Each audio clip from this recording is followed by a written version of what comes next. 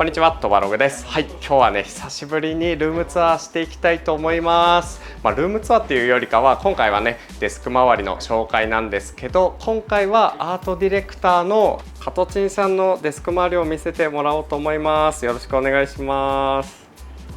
めっちゃなんか緊張してないですか？実は加トチンさんとの出会いは前にもカバンの中身取材させてもらった翔くんっていう友達がいるんですけども、めちゃくちゃ面白くてすごい人がいるぞっていうのでちょっと紹介していただいたのが加トチンさんで、それ以来ちょっとガジェットの話とか僕が全然知らないようなカルチャー含めガジェットの組み合わせの話みたいな、そういうところをいろいろ話をさせてもらっていて、じゃあそういう人が選ぶものってどういうものなんだろう、どういう意図があってこういうのを購入しているんだろうっていうのがすごい気になったので、今回デスクツアーの方をさせていただく感じとなります。じゃあ加トチンさんのことを知らない読者ももしかしたらいるかなと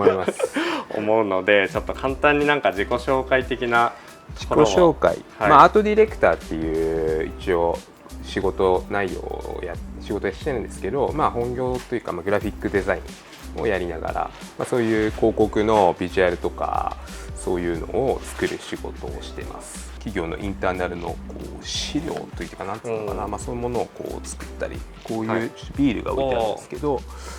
よく飲んでるやつ、最近ケースで買いました。これもともと海外のビールだったりするんですけど、それを日本に持ってくるときに、必要なそのアダプテーションというか、アートディレクターってなんか漫画とかでは読んだことあるんですけど、具体的にどういう仕事をなんか進めていくのかとかはあんまり分かんなくて、仕事にもよるし、ちょっと人によってもアートディレクターの仕事の範囲って全然違うと思うんですけど、基本的にはなんか作りたいクライアントというか、なんか広告主がいて、そのこういう広告作りたいよっていう時に、こういう印象のものにしようとか、ものをこういうふうに受け取られるものにしようとかっていう制作物とその受け手のコミュニケーションを作るみたいな感じですね。それをデザイン的な手法で、そのアートワークとかそういうビジュアルの、そういう見え方みたいな部分を作っていくっていうようなことをやってますね。ありがとうございます。めちゃくちゃ楽しみです。この感じで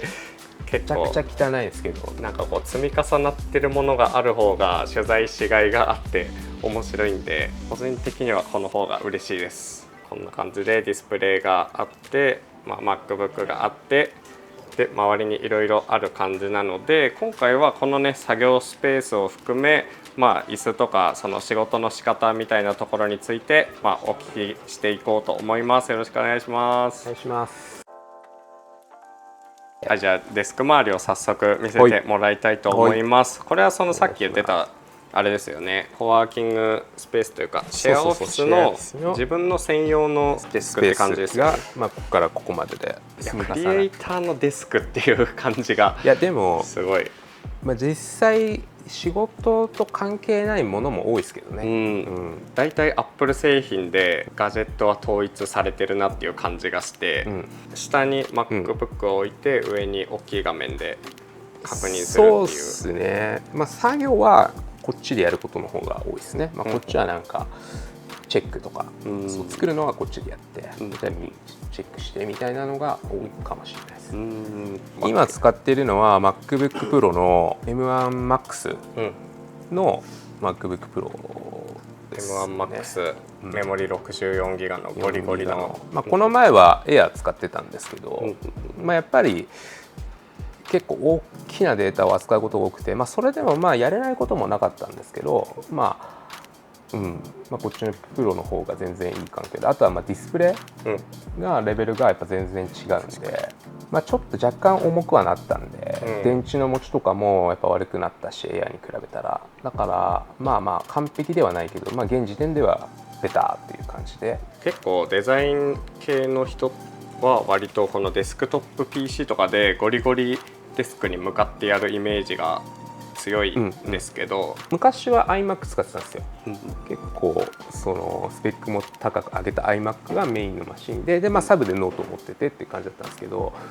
アートディレクターの仕事が本格的になってったら、出張とか多くて、で結構こういろいろ飛び回ってた時期があって、そういう時にやっぱりノートがどうしてもメインになってくるんで、メインマシンになってくるんで、でそこでやっぱノートである程度仕事ができないといけないなっていうので、もうノート1本で、環境もなんか外ではノートでやって、帰ってきたら iMac でやってって、やっぱちょっとマシンも変わっちゃうし、旅先とか、出張先でもこういうデスクでも同じマシンで同じ環境で仕事できるようにっていうんで、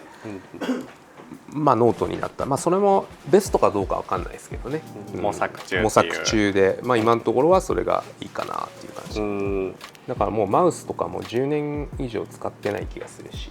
そうなんですか。トラックパッドだけで今は。そう、トラックパッドだけで、これも最初は慣れなかったけど、もう出張先とかで例えば移動の車の中で作業したりとか、飛行機とかもそうだし、なんかそういうことも多かったんで、これでなんかデザインできるように なりたいなと思って、ずっとやってたらもうこっちの方が使い勝手が良くなってきちゃいましたね。僕動画編集の時とかだとトラックパッドずっと使ってた派だったんですけど、腱鞘炎みたいになっちゃって。なりました。僕も5年ぐらいかな、ずっとここ腱鞘炎で悩んでて、なんかいつの間にか治りましたね。昔よりもそれこそデザインっていう仕事がちょっと減ってきてるのかもしれない。ディレクションの仕事になって、メッセージとかがメインみたいな。アップルのなんだっけ、スタジオディスプレイ、スタジオなんていうんだっけ、 XDR なんとかみたいなやつですか。 XDR の方じゃない、安い方、20万円ぐらいのやつ。そう、あんまりねこれに頼ることはないんだけど、その本とかデザインする場合は同じサイズでこう、表示できるとかはでかいですね。実寸大で表示して、っていうどういう出来上がりなのかをイメージしやすいっていう。アップルで統一してるのでいうと、やっぱ色の違いとかがディスプレイによって出やすいからってことですかね。なんか昔は結構色とかシビアで、特に印刷物に対して色をこうちゃんと揃えていくっていうのは結構大事だったんですけど、今はそもそも印刷するものも結構少なくなってて、最終的に見るデバイスも Apple 製品の、iPhone とかだったりするんで、結局ここで色を作ってた方が再現性が高いなっていうのが、そう自分の中ではそういう感じで、結構デザイナーの人ってやっぱり Apple がすごい好きな印象があるんですけど、単純に使いやすいっていうのもあるんですけど、もともと小学生ぐらいの頃からアップルは使っている。父親がもともとそのエンジニアみたいなことをやっていて、で昔のパソコン NEC の98とかそういうのは家にあったんですけど、これからちょっと Mac の時代が来るって父親が言い出して、すごい100万ぐらいする Mac を当時買ってきて、それを本当全然違ったんで、それまで触っていた PC98 とそのグラフィカルユーザーインターフェースだったりとか、当時から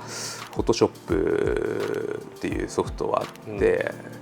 あとは Ardas っていうメーカーが、Ardas Paint だっけな、なんかそういう DTP 今使ってるような前身となるようなソフトもあって、そうまだ Photoshop も Adobe じゃなかったと思いますけど、そうなんですね。その時からそれ触っていて、だから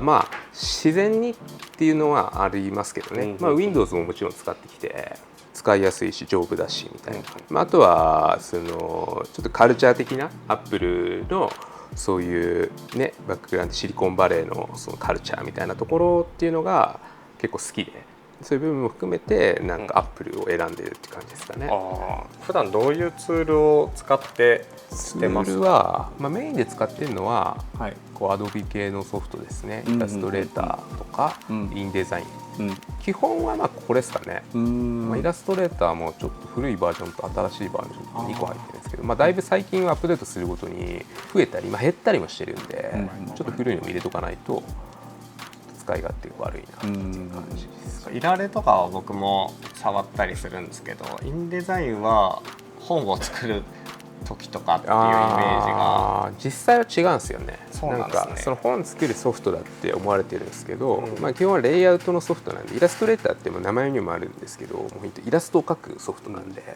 これで本とか作れないこともないんだけど、どっちかっていうと素材を作るのがイラストレーターで、組むのはインデザインっていう方が多分結構スマートにデザインできるというか、なるほど。すごい軽いし、例えばイラストレーターだとどういう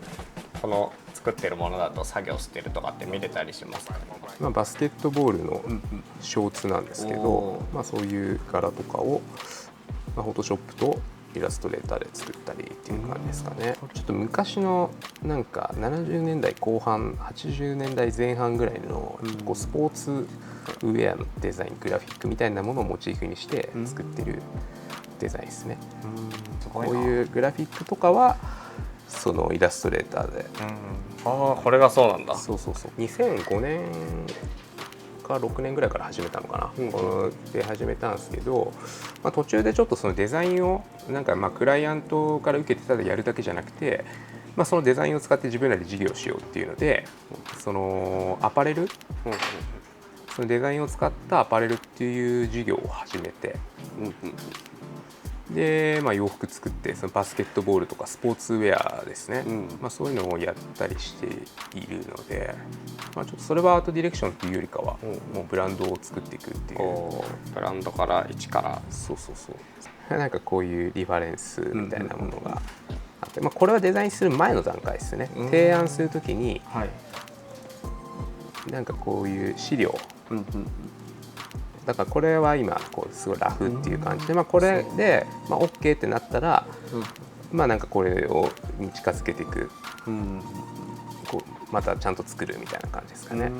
カトチンさんの場合だと結構こうやって自分で作ったもの、なんか腕があるから作れるじゃないですか、で実際に作ってこうやって世に送り出すみたいなところまで全部できるのすごい楽しそうですね。そうですね。なんかだから時々自分だったらこういうものがいいなって、それがなんかうまくそのクライアントの目的とうまく合えば、そう自分の感覚を結構フルで入れて作るものっていうのも結構多いですよね。なんか今自分が作ってるジン、まあ、これはクライアントワークというか自分の作品として本を作ってるんですけど、なんだろう、あんま演出でこう見せていくというよりかは淡々と、しかも iPhone とかでストーリーズ用に写真とか撮るじゃないですか、縦位置の、なんとなくその感じがずっと続いてるだけ。すごい。それはどこ？ロンドンですか？これはニューヨークか。ニューヨークのジンですよね。ニューヨークにそうですね、去年行ってきたののこうちょっと旅のレポート的な、この Vlog っぽい雰囲気を紙に落とし込むのめっちゃこれはねやっぱやってみてめちゃくちゃ良かったですね。ちょうど本も出来上がったけど、すごいやっぱジンとはいえめっちゃちゃんとしてる。そうちょっとねジンのつもりだったんですけど、結局なんかちゃんと作っちゃってジンというよりかはまあすげえになっちゃって、そのまま売れるやつですよ。これもね全部これで撮って iPhone で、なんかまあやっぱ旅先で海外なんで、なんか仰々しく一眼レフで撮るというよりかはもう目の前にあるものをどんどんスナップしていって、まあ、これ実際マラソン大会に出て走りながらすげえ撮ってるんで、まあ、これはやっぱ iPhone じゃないとなかなかできない空気感は確かにね。 SNS とかでこう写真を上げたりもするんですけど、やっぱそれをあえて紙にするとやっぱいいなっていうのは、なんか iPhone でこんなに綺麗ななんか印刷物になるっていうのは結構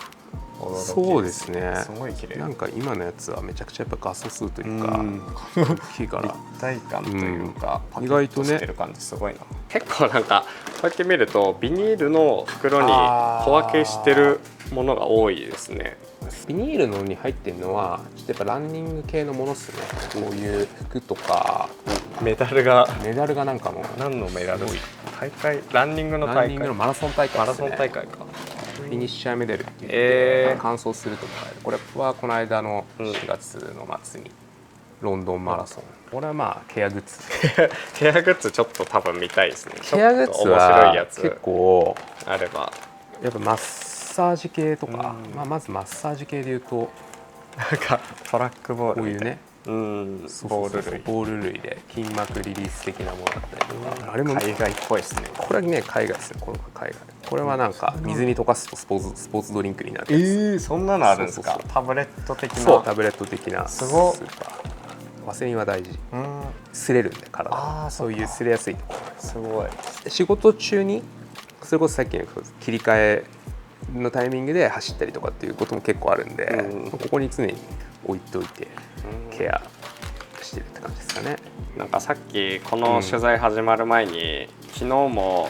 20キロぐらい走ったっていう話してたんですけど、そんなになんか気軽に走れるもんなんですか？ランニングやってると走れますね。あ、そうなんですね。始めた頃は全然無理だったけど、ランニング始めたのは 3,4 年ぐらい前なんですけど、それまではまあほぼ体を動かしてなくて、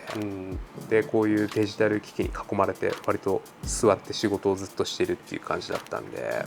ランニングを始めてからもう本当外に出て、その間はまあ仕事はできないんで、強制的にちょっとそういうリセットされるだったりとか、ちょっと体と向き合うみたいな、そうただジョギングしてるだけとかでもなくて、割とちゃんとねレースに出たりもしてるんで、自分の体のコンディションとかこう走る走力が上がっていくとか、なんかそういう楽しみもなんかありながら、やってますね。そうですか、任天堂スイッチライトみたいな。スイッチライトみたいなね。オムロの低周波マッサージ、おしゃれなものとしては好きですね。そう結構いい。普通別に走ってなくてもこれ別に肩とか腰とか、その電気でこう筋肉を動かして、おばあちゃんとかが結構やってたイメージですね。そうで今結構進化してアプリとこう Bluetooth で接続して、そのマッサージの仕方とかコントロールを全部アプリで操作できるっていう感じで、ああ、それ持ち歩いてる人初めて見ましたね。そう練習する時とかぐらいですかね、持ち歩くのは。ちょっとでかいんでもっとちっちゃいやつをなんか買おうかなと思って、ドクターエアの結構強めの、そう走った後すぐケア。なんすかそのバームみたいなのは。これはねマッサージ、筋肉とかそういう体のマッサージするバーム、専用のがあるんですね。そう専用のがあって、この間ロンドンでちょっと見つけてきてめちゃくちゃいいなみたいな。どう違うんですか？これは CBD が入ってて、そうアスリートがなんか作った。そう CBD って皮膚からも吸収する。どうなんだろうね。ちょっと詳しいことは分かんないけど、めちゃくちゃ気持ちいい。椅子とかの話をまだしてなくて、なんかできればハーマンミラーのアーロンチェアっていうやつで、結構人間工学に基づいた椅子の王者的な感じで、デザインもいいし、ベストコンディションで仕事をしようと思って買ったんですけど、なんか最近こうちょっとこう運動するようになって、もうちょっとこうね逆に背筋伸ばしてた方がいいなみたいな。こういう感じですよね。そうそう。あんまりだからいらねえなみたいな。サポートが。そうそう、これいらねえってことに気づいて、これ置いちゃうって、ちょこんと座るみたいな。ちょこんと座って、なんかこう背筋を伸ばして仕事をするっていうのが今のスタイルになってますね。めっちゃおもろい。やっぱそれ確かに運動してるからこそのなんか使い方じゃないですか。そうかもしれないですね。なんかやっぱ結局椅子より体だなっていうのが感じますね。色の指示をするイベントとかで造作を作る時とか、この色でお願いしますっていう共通の色のパレットをやっぱ持つことって施工会社さんだったりとかとやっぱ大事なんで、人によって使う機種とかなんか OS もバラバラだったりするから、その共通言語としてそうですね、こういうのがあると、この色のなんかあれないんですけど別の色でなんかいい色ありますかとか。これ iPad は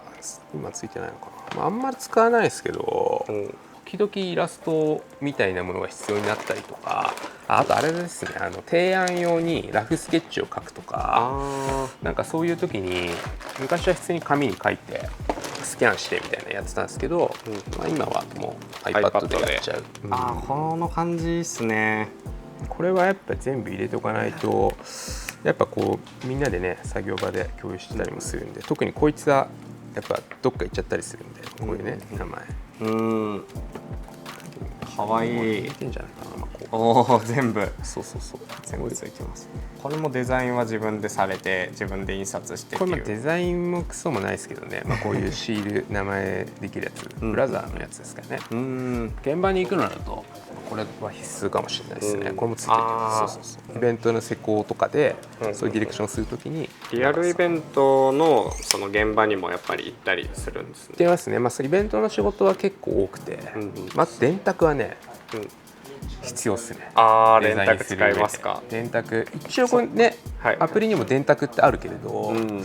やっぱこっちでデザインしながら計算しながらやっぱやっていくこと多いんで、ピクセルの幅とかそうですね。こだわり全然ないですけど、無印のやつですかね。昔、今出てないと思ったんです。雑誌とかのデザイナーさん取材とか見ると、やっぱり電卓手元に置いてる人が多くて、電卓はもう必要です。紙とかで、そうそうそう、紙の本とか作るときはまあこういうね塚のなんかやつを計算したりとかもあるし、まあ、特にデジタル系のピクセルを計算するのは多かったかな。最近はあんまりやってないですけど。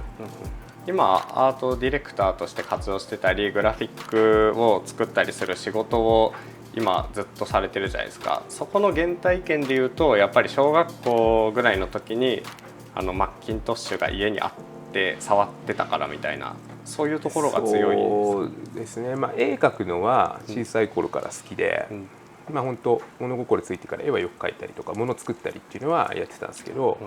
まあ、それでそういうパソコンみたいなものでそういうのをやりだして、まあ、好きというか特技的な感じだったんで、本音を言うとそれが一番自分にとって楽だから仕事をしているっていう感じですかね。得意なことと好きなことがマッチしたそうですね、仕事っていう、まあ、だから今でも広告みたいな仕事でそういうのを作るっていう以外にも、まあ、自分が趣味でいろいろ作るっていうことも結構多いですね。ありがとうございます。カトチンさんは結構持ち物とかそのギアの素材に対して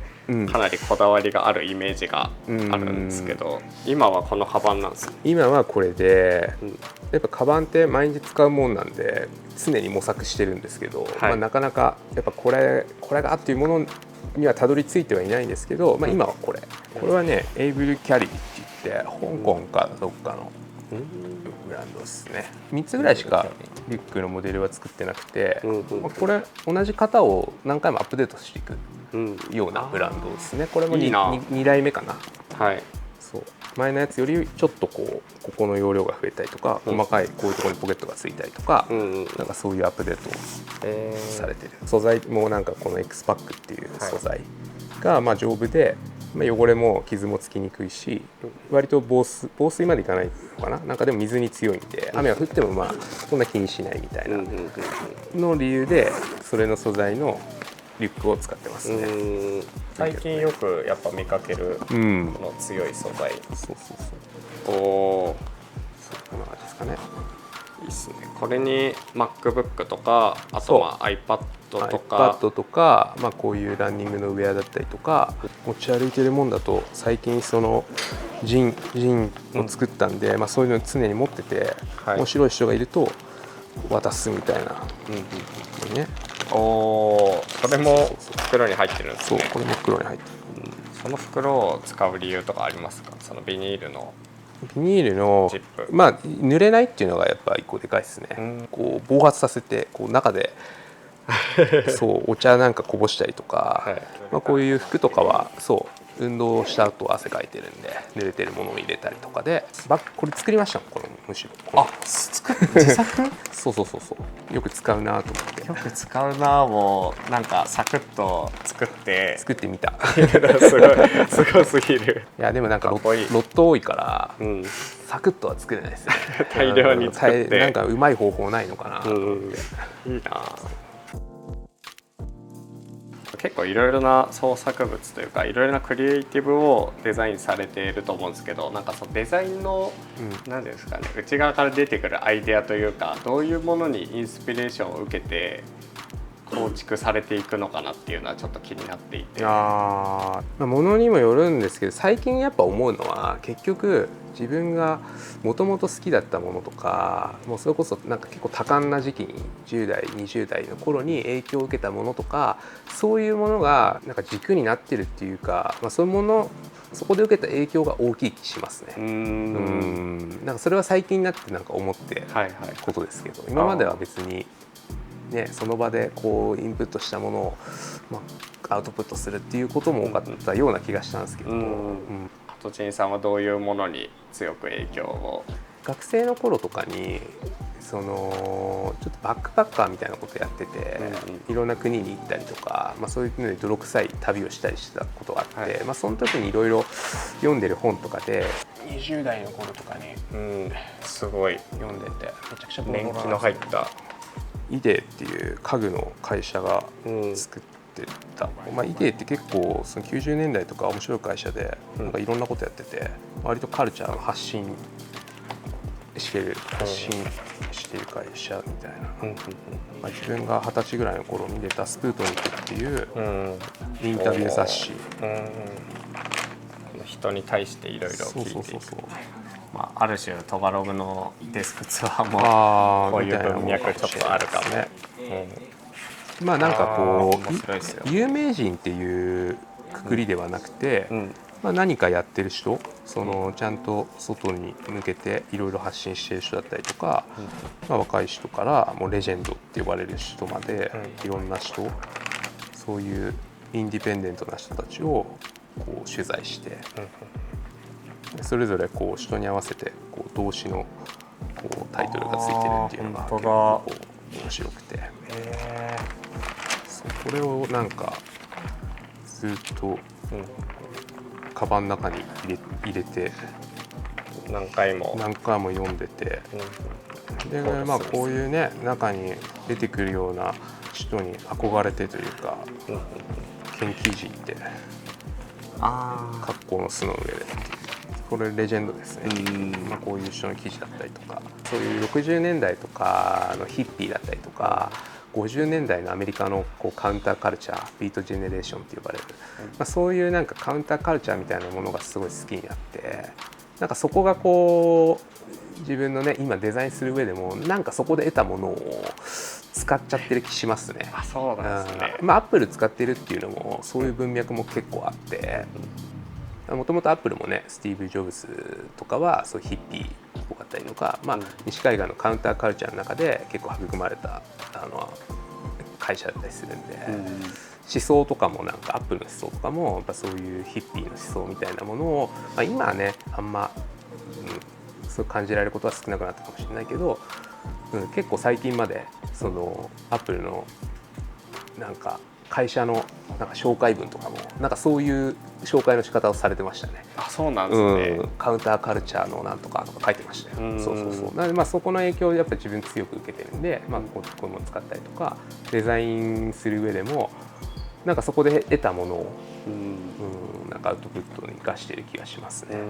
よくスティーブ・ジョブズさんが点と点をつないで線になるみたいな、そういう話されてるんですけど、それが多分そうかもしれないですね。自分の点の軸の中心に近いところが多分その頃に